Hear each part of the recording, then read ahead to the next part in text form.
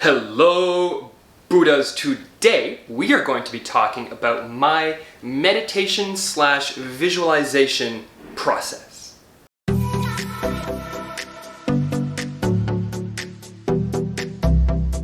This process that I do is not entirely a mind-blanking meditation. Now before I go on, follow me on Instagram, hit that subscribe button, hit the bell notification, hit the like thingy somewhere down there, and now we can continue.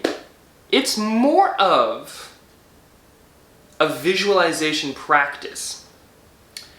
And I've developed this habit of every single morning when I wake up, I put on some 528 hertz kind of like music just to block out the sound, because I live in a city and it can be kind of noisy, and my kitty, who's doing a cameo, likes to be a little rambunctious in the morning when we wake up.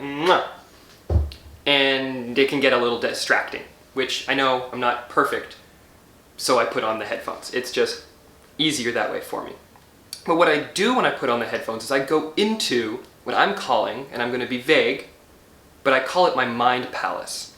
And I learned about this in Sherlock Holmes, where he's a freaking brilliant genius beyond everything that you can imagine. At least that's what the character is. And he has a mind palace for remembering things. So he has the entire city of London as his mind palace. And he can go around to different spots in the city as if he was walking through them and retrieve information.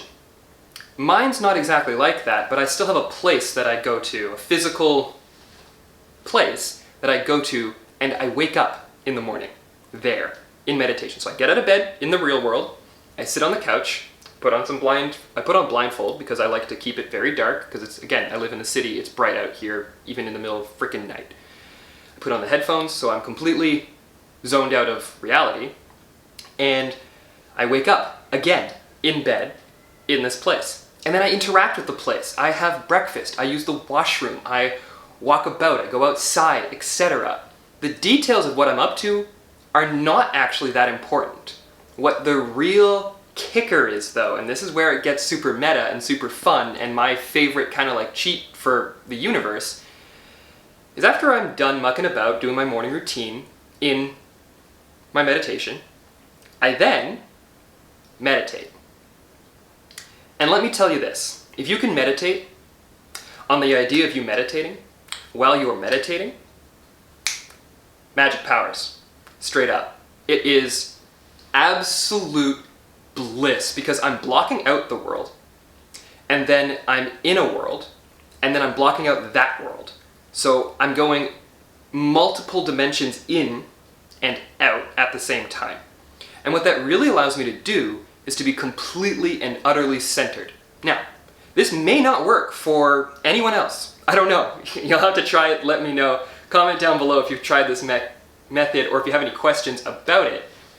Because for me, when I get into that second, tertiary, I don't know, that internal meditation, it's only as far as I've gone so far. It's like 2 levels of meditation. When I get into that state, it's like I'm in an entirely new world. Again, this morning when I did it, and I closed my eyes in my meditation, meditating, I know, I'm trying to keep track of it in my head and it's confusing, I apologize. When I did that this morning, I felt like I immediately woke up in that meditation on a beautiful beach with a sunrise, just completely alone, watching the sun come up and listening. I could hear completely clearly the sound of water lapping against the sand, and just a beautiful ocean breeze, and I could taste it and smell it, and it was as if I was sitting on that damn beach. And why I think this is so powerful is, in our society today, we always have so much freaking everything going on, that this is a cheap and easy way for me to completely and utterly disconnect from all of that without needing to go and actually sit on the beach in the place that I can't even go right now because it's 2020. Right? This is the cheat codes that I am working on, and I'm going to be continuing to develop this method. I call it the meta meditation, and I think it's going to actually change your life. So please give this a try. It's not a guided meditation, it's just you sit, meditate, however you need to do that. Don't care how you do that. That's up to you. It's personal. And then have a place that you can be while you're meditating. So you have to visualize that, which may not be straightforward for everyone, or it may be supernatural. It's supernatural to me, literally and figuratively. And then when you're in that place, go and meditate.